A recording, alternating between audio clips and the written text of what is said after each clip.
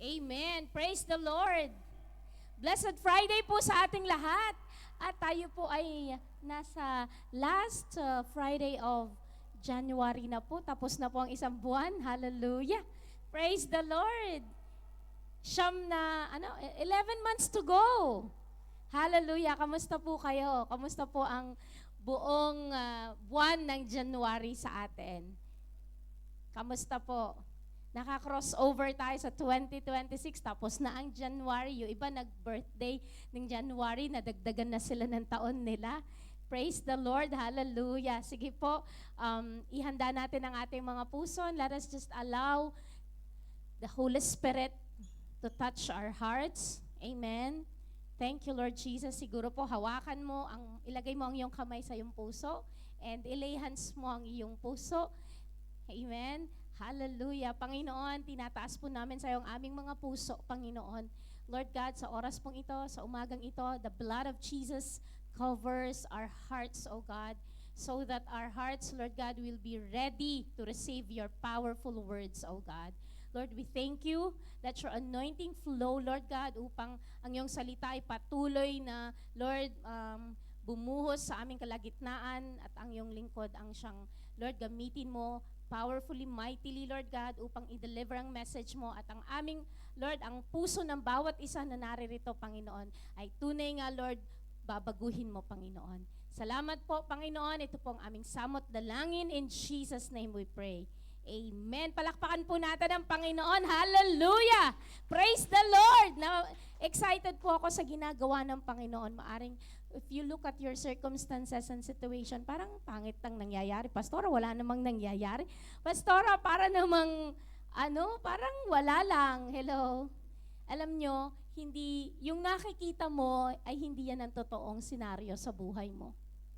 The real scenario is the supernatural. So yung nakikita mo minsan walang nangyayari. Tanungin mo ay katabi mo, kumusta ka kapatid? Kumusta ka na? May nangyayari ba? May nangyayari ba? May nangyayari ba? Or wala? Kasi minsan walang nangyayari pero I'm telling you, something is happening. Akala mo lang wala pero may nangyayari. Amen. And this year po, meron po tayong battle cry at yung battle cry nga po natin ay ang that we would rise in peace. In the presence of the Lord. Amen. Hindi tayo po pwedeng tumayo na lang, mag-rise in peace on our own kasi hindi natin kaya. Kailangan natin ang kapangyarihan ng Panginoon. Amen. Kaya po tayo po, ang topic po natin ngayon ay rising in peace while standing in spiritual authority. So, mahaba pero maganda. Praise the Lord. Okay ba? Hindi siya... Ayan. Sige po. Magkuwento lang po muna ako habang inaantay natin ang PPT natin.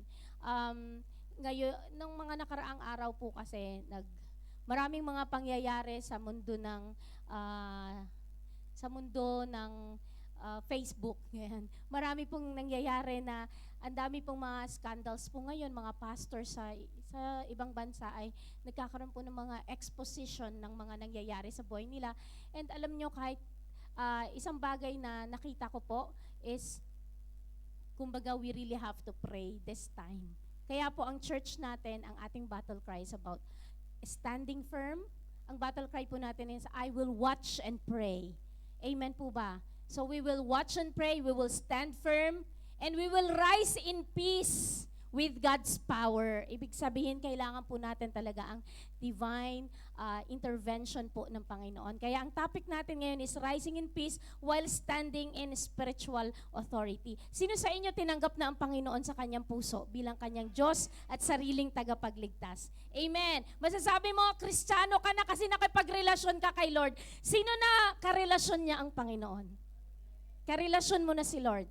Tinanggap mo na ang Panginoon sa puso mo bilang iyong Diyos at sariling tagapagligtas. Yun, kung ikaw ay first-timer or Pastora, hindi ko pa maalala kung tinanggap ko na po ang Panginoon. Mamaya, we pray that we have the opportunity na ma-one-on-one kayo para ma-encounter nyo, matanggap nyo ang Panginoon sa puso ninyo.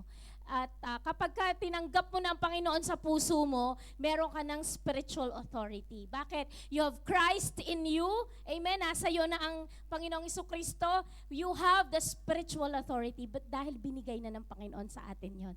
So, ibig sabihin ng spiritual authority, we stand na hindi tayo talunan. Meron tayong spiritual authority. Kaya nating i-command ang kaaway na lumayas, i-command ang sakit na lumayas. Amen po ba? We have spiritual authority. Sabi mo sa katabi mo, spiritual authority.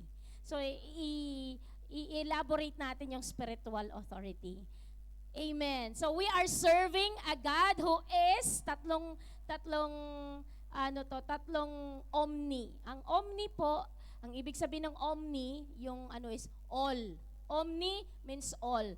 So, kapag ka ang sinabi nito is omnipotent, ibig sabihin all-powerful. Potent means power. Omni is all-powerful. Siya po ang Diyos na pinaglilingkuran natin. Amen po ba? Palakpakan natin ang ating Panginoon. Hallelujah! Our God who we are serving is omnipotent. Amen. At anong susunod? Omniscient. Ano ibig sabihin ng omniscient?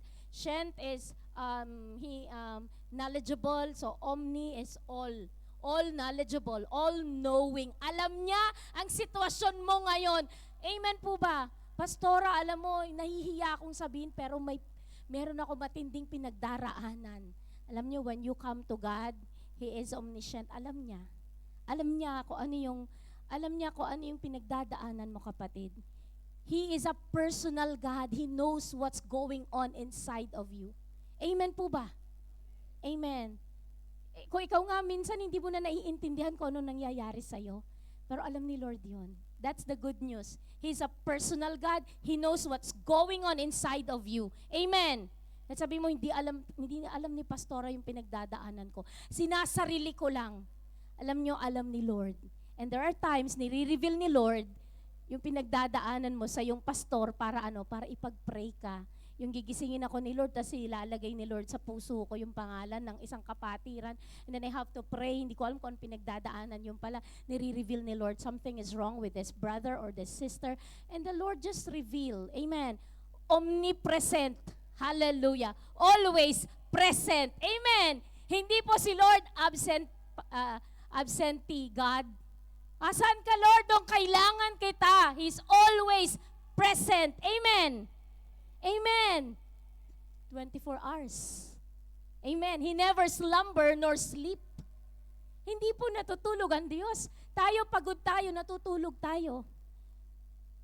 Praise the Lord. Salamat sa rest. Kahapon, I was not feeling well nung bandang gabi. And I was just resting. Sabi ko, Lord, palakasin mo ako bukas, magtuturo ako. I wasn't able to prepare my PPT. I just slept and trusted the Lord. And paggising ko, bawat gising is a blessing.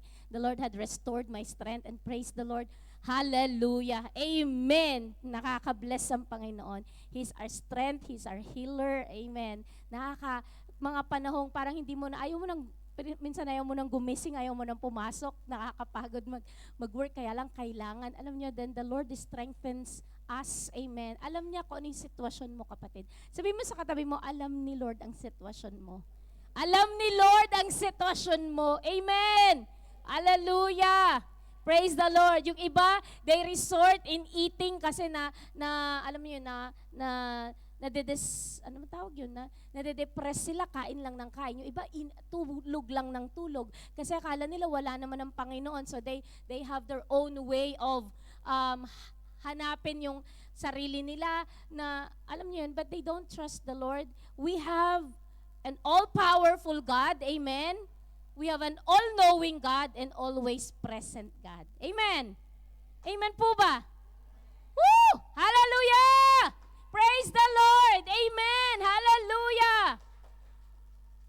Amen. Hindi pa kumbinsido yung iba dyan eh. We are serving a God who is omnipotent, all-powerful. Amen? He is all-knowing. Alam niya ang sitwasyon mo. Kaya nga, iiyak mo lang sa Kanya. Amen? Kausapin mo lang siya. You don't have to find a direction. Dito ba?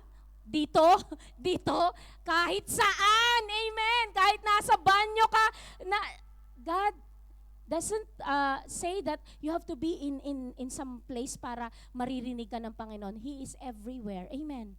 Amen. Nagkakaintindihan tayo? Everywhere. And you can just pray an arrow prayer. Nasaan ka man, nagmamaneho ka, nagtatrabaho ka, Panginoon, just call on the name and He will be there. Amen.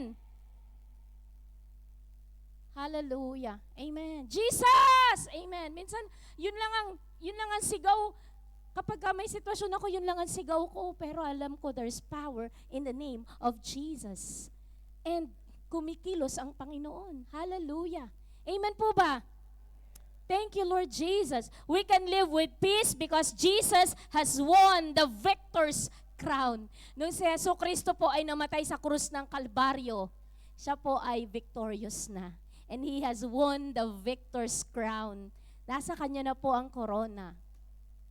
And siya po ang nakipaglaban para sa iyo at para sa akin. Amen po ba? So siya po yung nakipaglaban.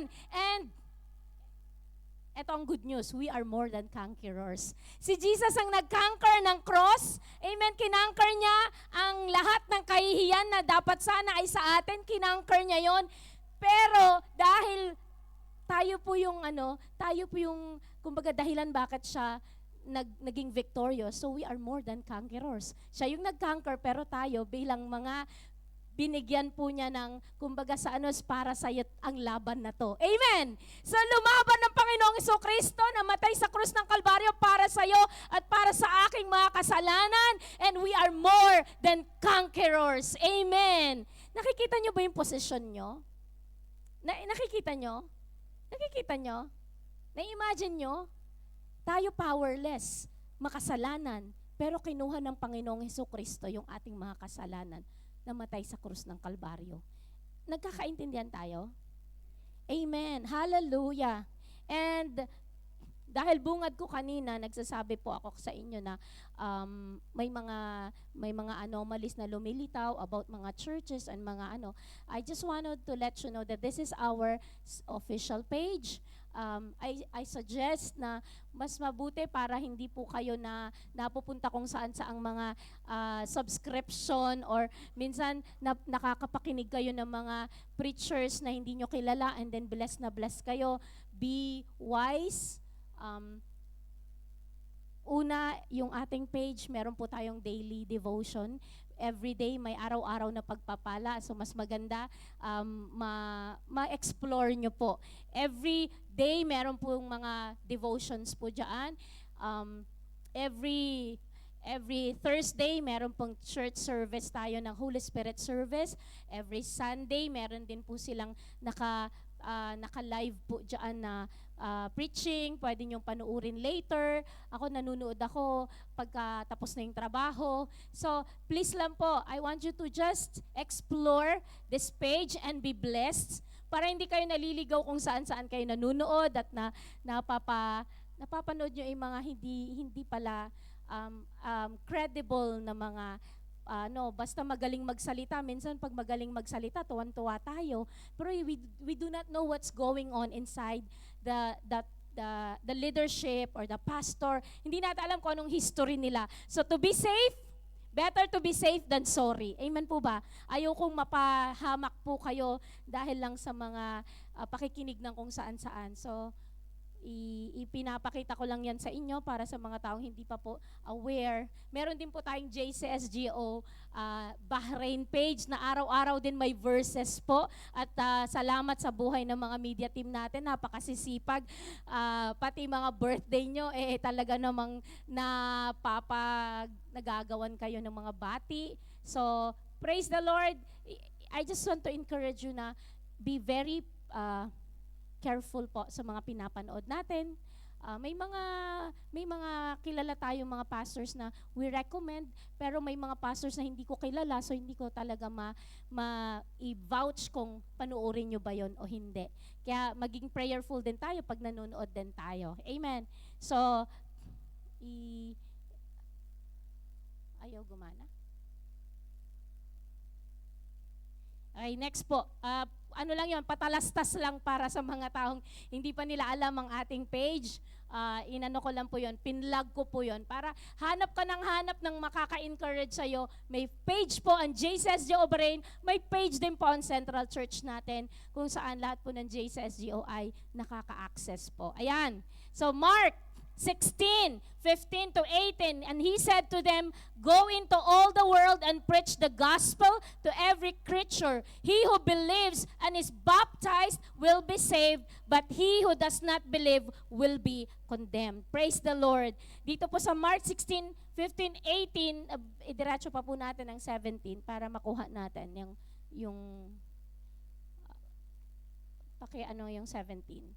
"And these signs will follow those who believe in my name. They will cast out demons. They will speak with new tongues. They will take up serpents. And if they drink anything deadly, it will by no means hurt them. They will lay hands on the sick and they will recover." Praise the Lord. Ito po ang mensahe po ng Panginoon sa atin po lahat na mga tumanggap sa Panginoong Jesucristo. Go into all the world and preach the gospel to every creature. So inuutusan tayo, hindi pakiusap, go. Sabi mo, go. Pag sinabing go, ibig sabihin, it's an action word, it's a command. Go. Sabihin mo, go. Go into all the world and preach the gospel to every creature. Sabi niya ganon, he who believes and is baptized will be saved. So sino man po tumanggap, naniwala ay maliligtas, pero siya na hindi naniniwala ay makokondem. At ito ang signs, sabi niya ganon. The signs will follow those who believe. Ano yon? In my name, sabi ng Panginoong Jesucristo, they will cast out demons. Anong ika-cast out? Demons. Ibig sabihin, meron kang authority. Ang topic natin is spiritual authority. May authority ka sa pangalan ni Jesus. You will cast out demons. You will speak with new tongues. They will take up serpents and they will drink anything deadly. It will by no means hurt them. They will lay hands on the sick and they will recover. Yun po yung authority na binibigay sa atin ng Panginoon. We have the authority. Amen. Sa pangalan ni Jesus. Kaya nga, ginagamit po natin ang pangalan ng Panginoong Jesus. Ang church na to ang itinataas Panginoong Jesus. In Jesus' name. Ano, uutusan mo yung demonyo at ito'y lalayas. Amen. Hallelujah. Praise the Lord. Kaya hindi tayo natatakot na nagpe-pray sa mga may sakit and the Lord will give the healing. Sabi yan, they will recover. Pero hindi tayo hindi tayo yung nagpapagaling, kundi instrumento lang po tayo. Sa pangalan ni Jesus, siya yung magpapagaling. Ngayon sabing, Pastora, paano pag hindi gumaling? Hindi ko kasalanan na hindi gumaling yung tao kasi hindi ako ang nagpapagaling. Ang Panginoong Jesus ang nagpapagaling. Nasa Kanya pa din ang pagpapagaling. Amen po ba? Kumbaga, I will do my part, I will be His instrument, but the Lord will do the miraculous. The Lord will do the healing. Amen po ba? Hindi ako yung magpapagaling, kundi ako yung instrument ni Lord para sa kagalingan. Amen. Hallelujah. Mga hospital visitation, wag kayong na-stress na, hindi kasi, baka hindi gumaling pag pinag-pray ko. Hindi po. We just do our part. The Lord will do the miraculous. Minsan ayaw lang nilang aminin pero may nangyari. Gumaling sila pero nahihiya lang silang aminin. Alam niyo, minsan or saka na lang nila lalaman, sis, salamat sa pagbisita niyo, lumabas na ako. Amen po ba? Alam niyo, nagugulat na lang tayo sa mga stories ng testimony nila. Praise the Lord. So you have the spiritual authority. Pag tinanggap mo ang Panginoong Jesucristo at naghahari na si Kristo sa'yo, meron kang authority para palayasin ng demonyo. Amen po ba? Huwag kang natatakot. Huwag kang natatakot. Sabi mo sa katabi mo, huwag natatakot. Huwag natatakot. You have the authority. Amen. Wala kang dapat ikatakot. Praise the Lord. Salamat Lord sa authority. Praise the Lord. Hallelujah. Next verse tayo. John 16:33. Nagkakaintindihan tayo? You have the authority. Amen. Mahina. You have the authority. Amen. Hallelujah. Convencido without any reasonable doubt, you have the authority. Amen. John 16 verse 33. Ready, read. These things I have spoken to you, that in me you may have peace. In the world you will have tribulation. But be of good cheer, I have overcome the world. Amen. Nakaka-bless si Lord na sa mundong ito, maraming tribulation, maraming problema at pagsubok. Pero be of good cheer. Big sabihin, huwag ka nang malungkot kasi na-overcome na ng Panginoon ang mundo. Amen. Nagkakaintindihan tayo? So in the midst of tribulation, problema sa paligid natin, we still have peace in our hearts. Amen. Kasi pastora, marami akong problema. Hindi ko alam kung anong gagawin ko sa problema ko. Hindi na nga ako makatulog. Hello? Purihin ng Diyos sa mga masarap ang tulog. Tulog is life. Nakakatulog na mahimbing, praise the Lord. Yung pagkasandal, tulog, praise the Lord. Ang sarap kaya nung may peace. Diba? Ang sarap kaya nung may peace. Hallelujah. Alam niyo, si Lord, binibigyan ka niya ng kapayapaan. Sabi ko nga, Lord, matutulog muna ako. Kasi si Lord hindi natutulog, babantayan ka niya. Amen. Si Lord hindi natutulog, siya bahala sa problema natin. Itulog natin, makarecover ang katawan natin, si Lord kikilos sa mga sitwasyon natin. Basta nagtiwala ka sa Panginoon. In this world, there are many tribulations, but be of good cheer. Sabi ng Panginoon, hindi ako nagsasabi nito. The Bible itself is speaking. Si Jesus po nagsabi nito, I have overcome the world. I have overcome the world. Amen po ba? Amen. Nakasimangot naman yung iba dyan. Nagkakaintindihan tayo? Ang Biblia ang nagsabi, and the Word of God is truth. Na-overcome na ng Panginoong Hesus ang world, kaya tayo po, magtiwala po tayo sa Panginoon. Be of good cheer. Amen. Kalabitin mo yung katabi mo, be of good cheer. Be of good cheer. Be of good cheer. Na-overcome na ni Lord ang world. Amen. Hindi man sa terms na gusto mo, pero may ginagawa ang Panginoon. Hallelujah. Even when you don't see it, He is working. Hallelujah. Praise the Lord. May himala ang Diyos, may ginagawa ang Panginoon. Hallelujah. Tinuruan tayong mag-pray sa Matthew 6, verses 9 hanggang dulo yan. Pero let's just read this. Actually, 9 to 10 lang to dapat eh. So, in this manner, therefore, pray. Our Father in heaven, hallowed be your name. Your kingdom come. Your will be done on earth as it is in heaven. Ang ganda ng prayer na to. When you pray, eto daw po ang prayer natin. Eto yung format of prayer. Our Father in heaven, hallowed be your name. Wino-worship natin siya. Siya po ay nasa langit. Nandito tayo. Napakalaki ng Diyos natin. But we just give God the glory. Hallowed be your name. Your kingdom come. Isipin nyo, nandito tayo sa Kingdom of Bahrain. Di ba may hari? Di ba maganda ang imagine nyo, kapag kakaharian, di ba? Grabe grabe yung galang sa hari. Alam nyo, earthly kingdom pa lang yan. Ang hari natin na nasa langit, may kingdom siya sa kalangitan. At eto pa, pure gold ang lakaran. Lantay na ginto ang lakaran, mayaman ang ating Panginoon. And His kingdom is from everlasting to everlasting. Hallelujah. Mayaman ang ating Amang nasa langit. And ang prayer natin, your kingdom come. Kung ano yung paghahari ng Panginoon sa kalangitan, when we pray, Lord, your kingdom come. Hindi lang yung kingdom dito na kinalalagyan natin, but the kingdom of God. Amen. Let your kingdom come, your will be done. Amen. Ang kalooban ng Diyos ang mangyayari sa buhay natin. Amen. Sa sitwasyon natin, sa pamilya natin. Amen. Your will be done on earth as it is in heaven. Ano ba ang kalooban ng Panginoon? Ano bang ginagawa ni Lord? Ano bang ginagawa sa kalangitan? I know, busy ang kalangitan. Hindi siya dormant, hindi siya busy ang kalangitan. Kung ano man nangyayari sa kalangitan, let it happen here on earth. Alam niyo po ba yun na when we bring down heaven on earth, ano ang pakiramdam? Ano kayang pakiramdam? Alam niyo ba na the best place to be is ng presence ng Panginoon? Eternal life. Ang sarap sa presence ni Lord. Eh, nandito pa tayo. Pero we can pray, Lord, let your kingdom come. Let your will be done on earth as it is in heaven. Ano po ba nangyayari sa kalangitan? Worship. Amen?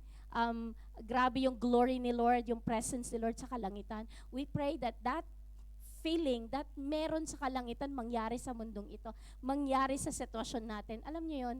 And let us pray that the kingdom of God come in this place.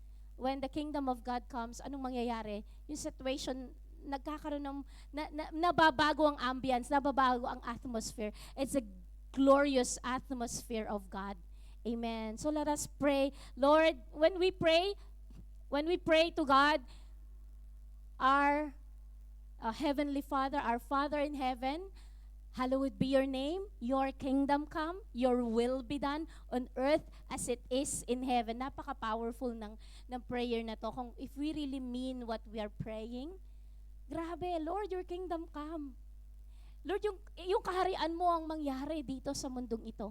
Kasi sa nangyayari dito, kani-kaninong mga paghahari ang nandito at magulo, chaotic, ang daming gusto mag-reign. But the King of Kings, Jesus, His kingdom has no end. And grabe ang kingdom ng Panginoon. And we pray that the kingdom of God come upon this earthly kingdom.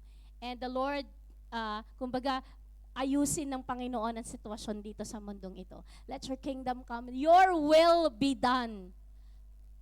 Kung ano yung nangyayari sa paligid natin, Lord, let your will be done. Hindi yung kalooban ko, hindi yung kalooban ng kung sino-sino. Let your will be done.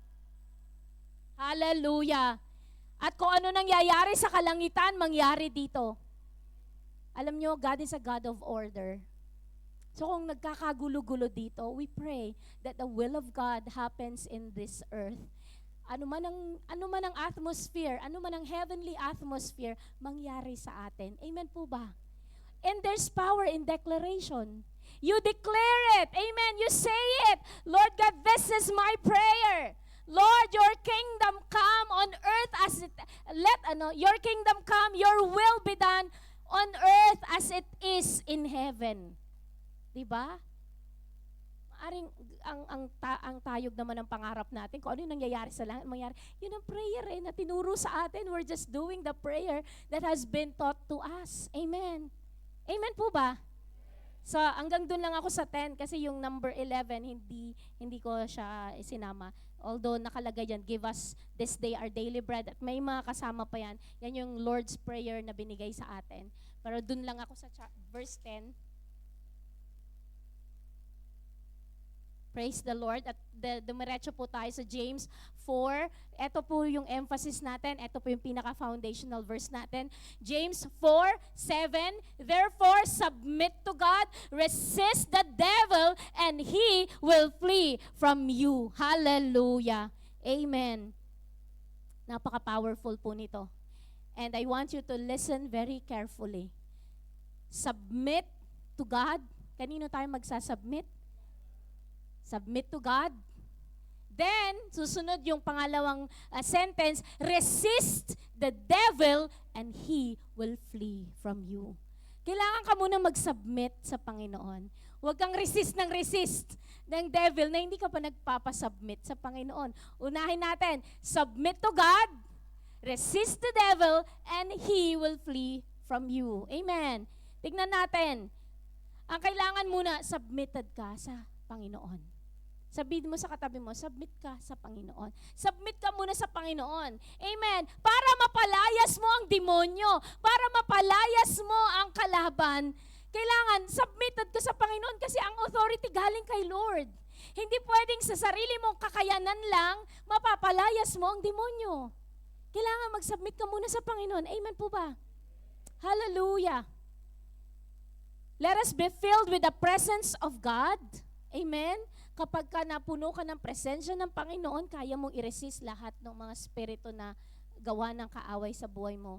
Spirit of envy, hindi ka filled ng Holy Spirit pero nakikita mo, bakit siya, ang blessed ng buhay niya, ang ganda ng trabaho niya, ang laki-laki ng sahod niya, nagkakaroon ka ng spirit of envy, covetousness.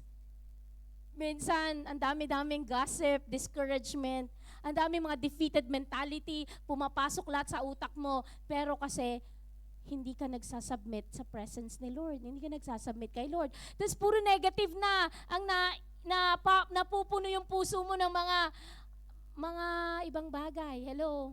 Bakit lagi na lang ang dami kong problema, sitwasyon, and then nagdwell ka sa negative. Hindi ka nagdwell sa presence ni Lord. Are you with me? Kaya nagiging battlefield ng kaaway ang utak mo, kung ano-anong nangyayari, maya-maya depression na, maya-maya hindi mo na alam paano yung bukas, paano na anxiety is attacking you as well. Why? Because you are not entering into the presence of the Lord. You're not submitting to God. How can you resist the devil? You cannot. Hindi mo pwedeng bunuin ang kaaway sa saganang lakas mo. You need to submit to God. Amen. Hallelujah. Submission to God is a battle against our pride. Kasi po, mayabang tayo. Tabi-tabi po, mayabang tayo, may sarili tayong ginagawang diskarte. Hindi, kaya ko to. O hindi, magiging successful ako, gagawin ko to. Pero ang tanong, have you submitted your plans sa Panginoon? Have you submitted your plans to God? So, ang nangyayari, nagiging ang kalaban ng submission is pride. Hindi, ako nang masusunod, ako na ang magiging ng buhay ko. I will do what I want to do. Pero hindi mo na, ayaw mo nang sundin ng Panginoon. Submission is a secret room where authority is being forged. Ang ganda ng term. Alam niyo po ba yung gumagawa halimbawa ng mga espada? So, ang paggawa ng espada, fino-forge ang espada para maging maganda ang forma, perfect. Ganon din po ang submission po. It's a secret room where yung authority ay na-forge. Kapag ka nag-submit ka, natututunan mo ang totoong authority. At ang topic natin is spiritual authority. Paano ka magkakaroon ng spiritual authority para palayasin ang kaaway? Mag-submit ka sa Panginoon. Submission. Amen. Submission is seen on how we obey the Lord. Gaano ka sumusunod sa Panginoon. Tabi-tabi po, may mga na-meet akong tao na sabing gano'n nung time, hindi akong exhorter ng giving, pero segue na natin to. Minsan, pagdating sa tithing, hindi mo ma-submit yung para kay Lord. Pastora, kasi po, hirap na hirap ako ngayon sa budgeting. So, hindi ko magawang ibigay yung para kay Lord. So, nagkakaroon ka ng struggle. Pero, nagkakaroon ng battle between submission and pride. Hindi kasi, hindi magkakasya talaga yung yung resources ko, hindi ko mababayaran ang aking mga utang, hindi ko mababayaran. You don't submit to God. But it's how you submit to God. Gawin mo kung ano yung pinapagawa ni Lord. Pastor, ang hirap gawin. Sana naiintindihan ako ni Lord. Submission ang issue dito. Amen po ba? Naiintindihan nyo? We have to submit to God no matter what our circumstances. Kaya alam nyo, kahit ako, marami akong pinagdadaanan, uunahin ko pa din ang Panginoon. Submission to God. Submit to God. It's painful, but submit to God. Bakit? When you submit to God, mariresist mo ang gawaan ng kaaway. Pero kapag hindi mo sinasubmit sa Panginoon, resist ka ng resist. Kabilaan po, pastora, sakit, kabilaan, ang dami-daming pangangailangan, mamaya-maya may message naman sa Pilipinas, may pangangailangan, hindi ko na alam kung anong gagawin ko. Submit. Submission. Submit to God. And then you will resist the devil. And you will claim Malakay chapter 3. Amen. Na once binalik natin po ang ating mga tithes and offering, ire-rebuke ni Lord ang devourer. Amen. He will rebuke the devourer. Amen. Kaya sekreto po talaga submission. Submit to God. Amen. Ang hirap, Lord, ang hirap i-submit. But if you submit and if you obey, the Lord will give you the divine enablement. Kaya nga submission is a secret room where authority is being forged. Secret room siya. Kailangan mo mag-submit sa Panginoon, Lord, isinasubmit ko ang aking will, ang aking mga desisyon sa buhay. Marami tayong desisyon na hindi natin ma-submit kasi. But when we submit to God, that's humility. Sinasubmit natin sa Panginoon. Alam nyo, makaya mong resist ang devil. Mariresist mo ang kaaway kasi nag-submit ka sa Panginoon. Nagkakaintindihan tayo? In order for us to be spiritually yung authority natin ma-exercise natin, sumunod ka sa Panginoon, submit. Amen. Acts 19 verse 11 to 16, merong kwento na kwento po ito. Basahin po natin, medyo mahabang kwento, pero nangyari po yan sa Book of Acts. Now God worked unusual miracles by the hands of Paul, so that even handkerchiefs or aprons were brought from his body to the sick, and the diseases left them, and the evil spirits went out of them. May nangyari po noong mga panahon sa Book of Acts, very powerful ang mga ginamit ni Lord ang mga disciples ni Jesus. Wala na po si Jesus, Holy Spirit na lang po, very powerful. Alam niyo po ba, yung mga handkerchief, yung mga aprons nila Pablo, dadalhin ng mga tao dun sa mga may sakit, gumagaling. Sobra yung kapangyarihan ni Lord na nagmamanifest sa mga disciples na kahit yung mga kanilang mga damit, handkerchief. Nagkakaintindihan tayo? Yung panyo, pinampunas mo na ng pawis mo, no? Dadali nila yung sa may sakit at gumagaling. Hello? Eto na. Then some of the itinerant Jewish exorcists took it upon themselves to call the name of the Lord Jesus over those who had evil spirits, saying, "We exorcise you by the Jesus whom Paul preaches." Eto naman, may gumaya. Kasi, wow, powerful! Kami din, sabi, may mga ibang grupo din. Sabi nila, pinapalayas namin ang mga, sabing ganun, "We exorcise you by the Jesus whom Paul preached." Parang ganito, pinapalayas namin kayo, masamang spirito, sa pamamagitan ng Jesus na pinipreach ni Pablo. Ganun na nangyari. So parang hindi nila kilala talaga si Jesus, pero dahil naniniwala sila na nangyayari ang himala sa panahon ni Pablo, kaya sabi nila, pinapalayas namin ang masamang spirito sa pamamagitan ng pangalan ni Jesus na pinipreach ni Pablo. Yun ang nangyari dito. At alam nyo po, sabing ganun sa verse 14, also there were 7 sons of Sceva, a Jewish chief priest, who did so. And the evil spirit answered and said, "Jesus I know, and Paul I know, but who are you?" Then the man in whom the evil spirit was leapt on them, overpowered them, and prevailed against them, so that they fled out of the house naked and wounded. So ang sabi ng demonyo, yung pinapalayas na demonyo, sabi niya, si Jesus kilala ko, si Pablo kilala ko, pero kayo. Kasi alam nyo, gaya-gaya, hindi nila kilala si Jesus, pero akala nila dahil powerful, lumalaya sa mga demonyo, gumagaling ang may sakit, gayahin din natin, palayasin din natin ang mga spirito sa pamamagitan ng Jesus na tinuturo ni Pablo.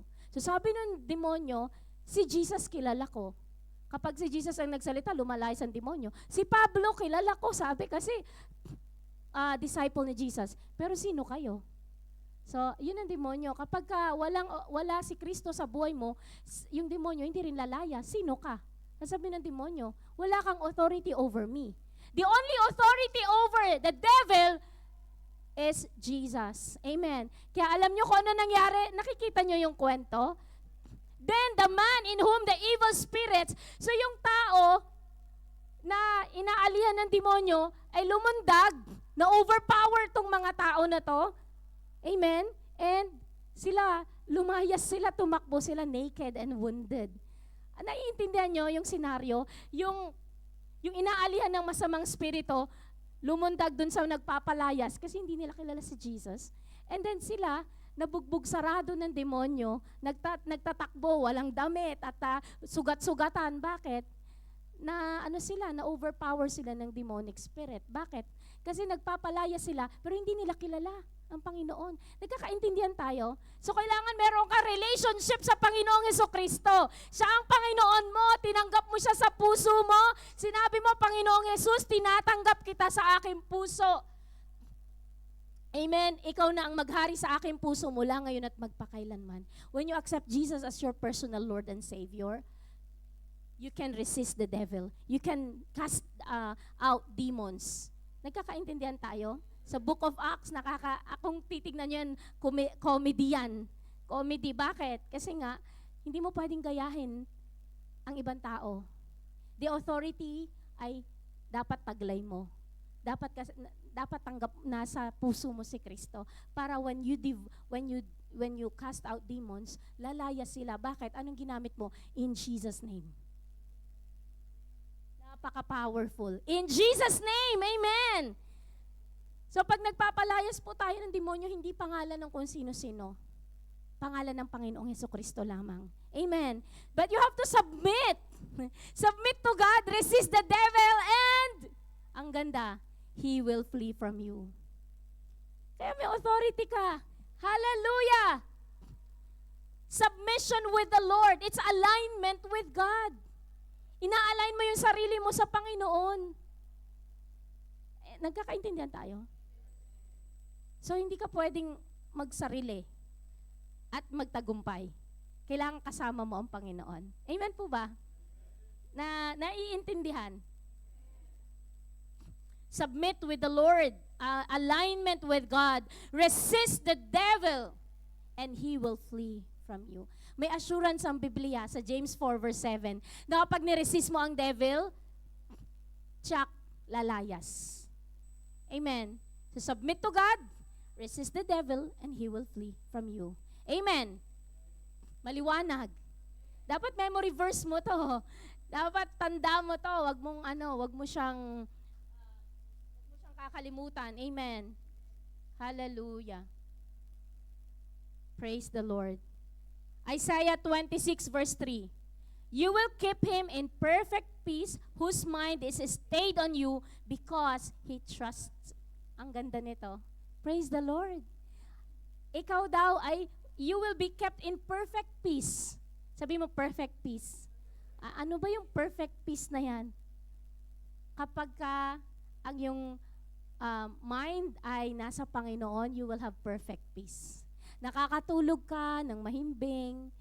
Alam mo hindi natutulog si Lord. Sa problema na pinagdadaanan mo, He is mindful of you. Hindi ka niya pababayaan. Amen. Hallelujah.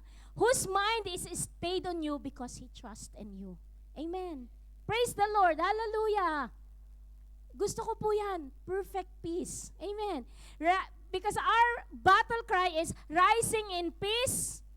Amen. Sa pamamagitan ng kapangyarihan ng Diyos. So, nakasiris po tayo. So, rising in peace while standing in spiritual authority. Sino naniniwala meron siyang spiritual authority?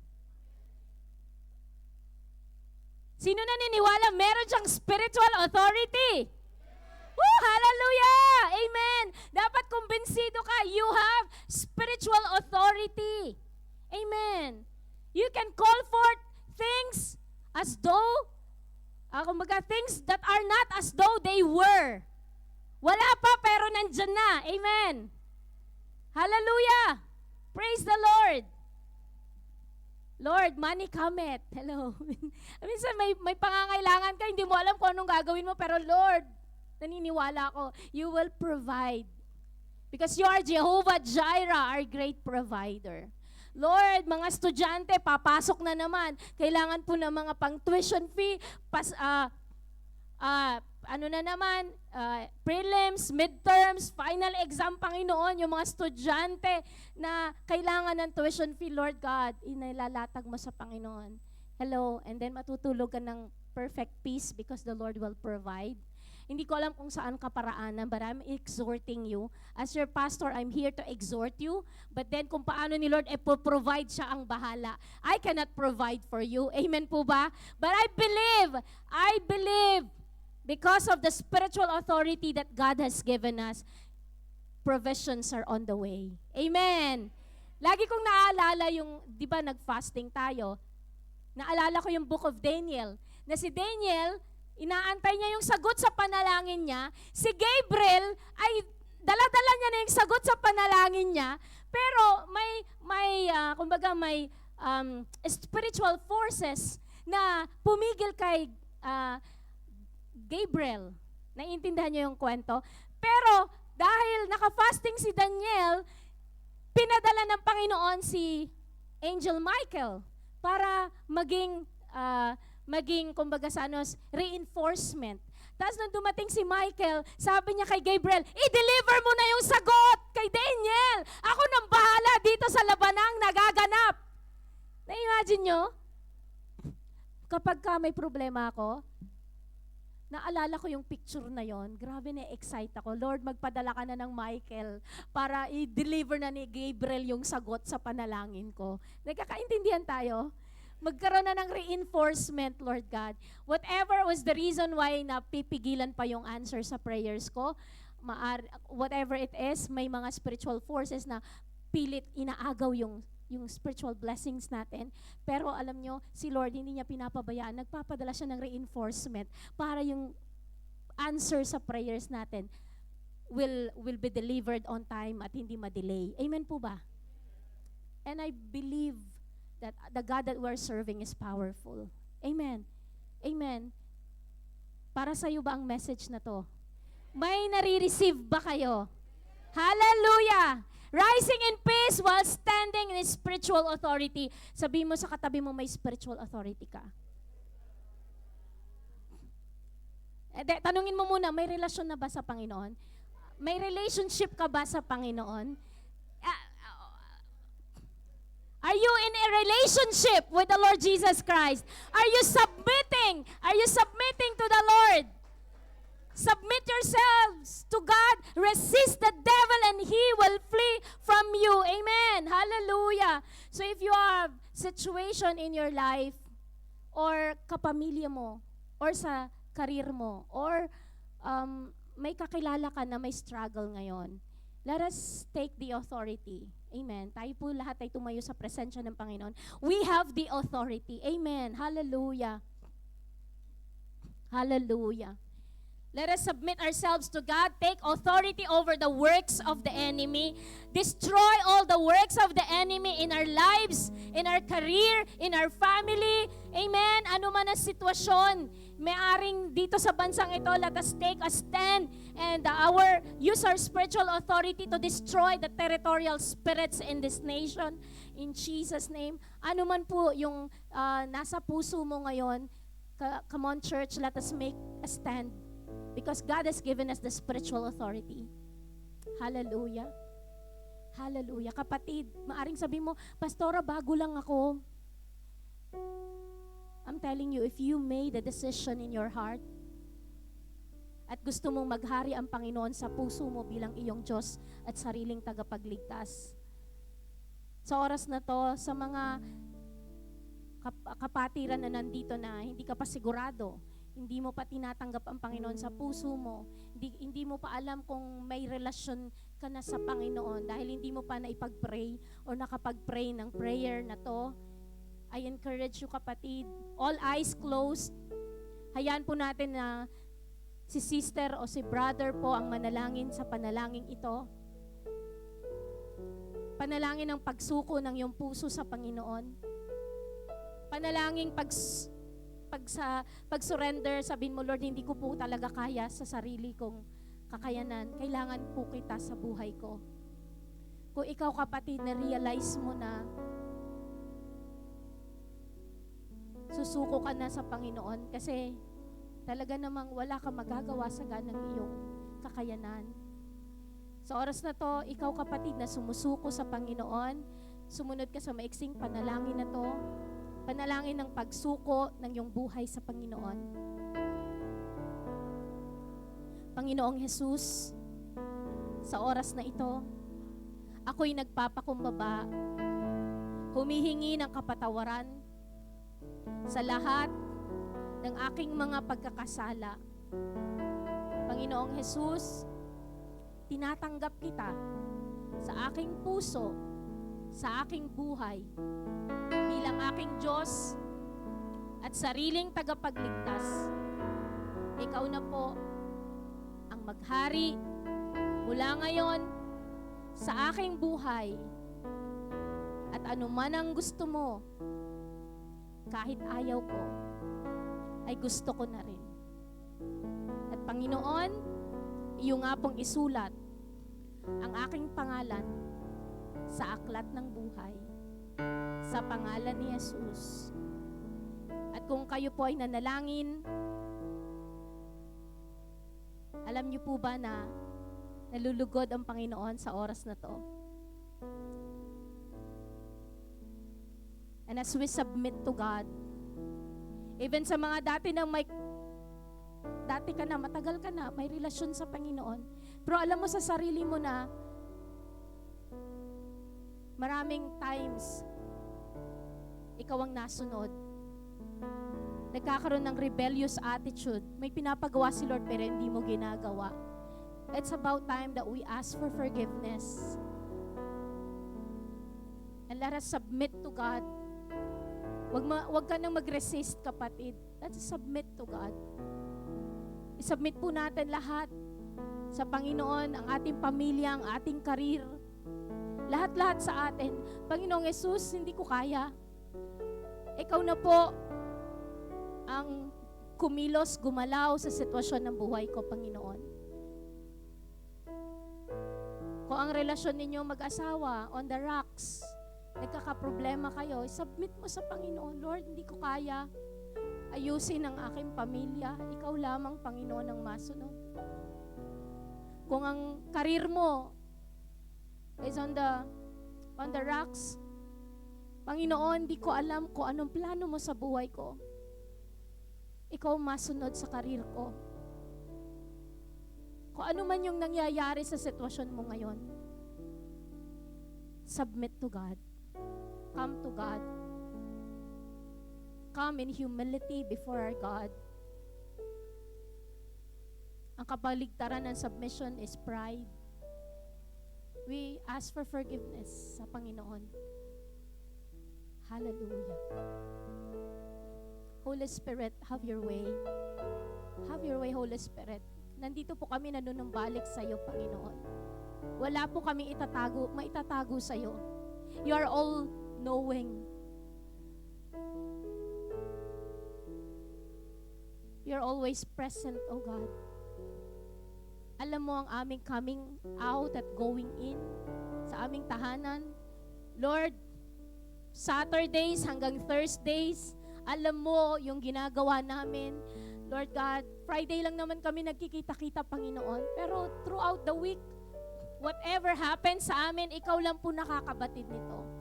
And Lord, kung meron mga sikreto kaming nagagawa na hindi nakakalugod sa iyo, we ask for forgiveness, Lord. Pakabanalin mo po kami. Ayusin mo po kami, Lord. Ayusin mo ang aming isip at puso, Panginoon. Let the precious blood of Jesus cleanse us today, Lord. At manumbalik po kami, Lord, sa amin pong dating init at apoy ng paglilingkod sa iyo, Panginoon. Lord, that we will come back to our first love. Hallelujah. Thank you, Lord Jesus. At sa oras na to, Panginoon, Lord, we take authority over the enemy. Come on, church. Nag-submit na tayo sa Panginoon. This is the time that we take a rightful stand to resist the devil. Amen? Ano man yung mga circumstances na meron ka, kapatid, you have the authority to speak over your circumstance. Kausapin mo ngayon ang circumstance mo at hindi ka papayag sa nangyayari sa circumstance mo ngayon. You resist the devil and he will flee from you. Right now, kausapin mo yung circumstance mo. In Jesus' name, pinapalayas ko ang sakit at karamdaman sa pangalan ni Jesus. Come on, church. Open up your mouth and speak with authority over your circumstance, over your situation. Kanya-kanya po tayo, kapatid. Wala kang pakialam doon sa katabi mo ngayon. This is your battle. Amen. Resist the devil and he will flee from you. Ating wasakin lahat ng gawa ng kaaway. Hallelujah. Oh, hallelujah. Basika tarabashandara yarabakaya rarabakaya. Ora rarabasika taraya yarabasika rarabakaya. Ora rarabasika taraya yarabasika rarabakaya. Yararabasika taraya yarabasika rarabakaya. Oh, let us take authority over the works of the enemy. Church, take authority. Resist the devil. In Jesus' name. In Jesus' name. In Jesus' name. Dinudurog namin, winawasak namin. Hallelujah. Lahat ng gawa ng kaaway over our family, over our career. In the name of Jesus, winawasak namin ano man ang plano ng kaaway na sabotahe sa aming financial na buhay sa pangalan ni Jesus. Dinudurog namin.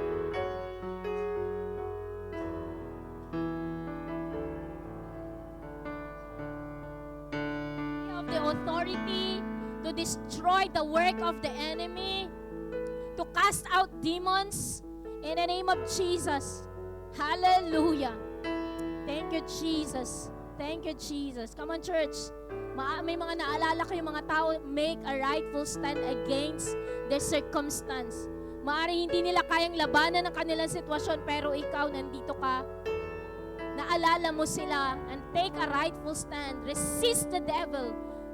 Destroy the work of the enemy sa buhay ng mga kapatid natin. Anyone na nababalot in chains ng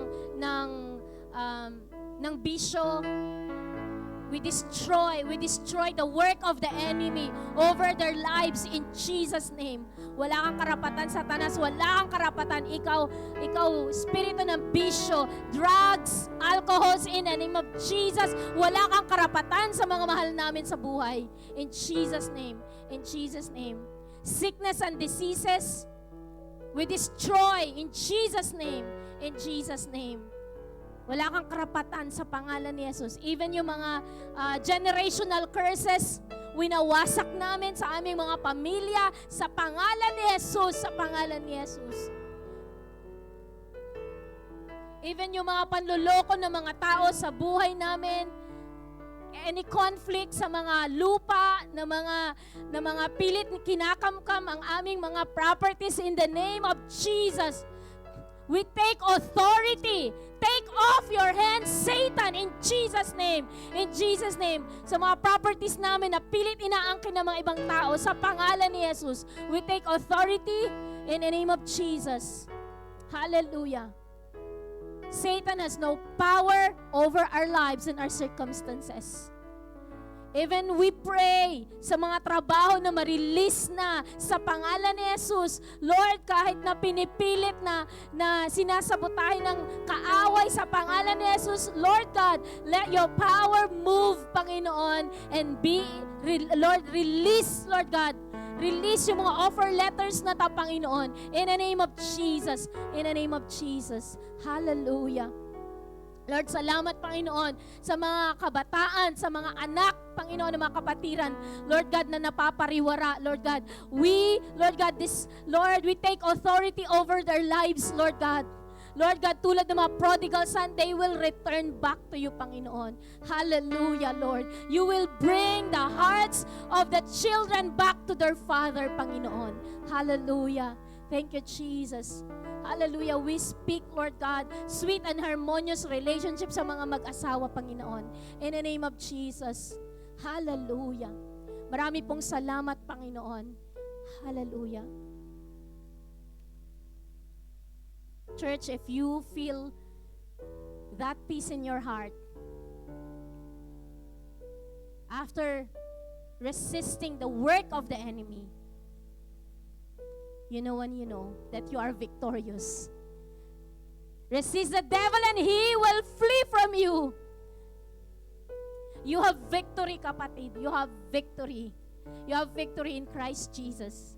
Claim your victory. Hallelujah. Hallelujah. Thank you, Jesus. Hallelujah. We thank you, Lord Jesus. There is victory in the name of Jesus. Hallelujah. Marami pong salamat, Panginoon. Hallelujah, Lord, that we will rise. We will rise in peace, Lord God, with our spiritual authority over the works of the enemy, and we will not be defeated because we are on a victorious side. Jesus has won the victory, and we claim victory in our lives and in our circumstances. Hallelujah. Come on, church. Let's give a shout of victory. Amen. Hallelujah. Thank you, Jesus. Hallelujah. Thank you, Jesus. Roar. Roar like a lion dahil victorious na tayo. Amen po ba? We are victorious in Christ. To God be the glory. Amen. At sabi mo sa katabi mo, you are victorious. You are victorious. Hindi sa ganang iyo dahil kasama mo si Kristo. Amen. Tinatawagan ko po ang ating giving exhorter.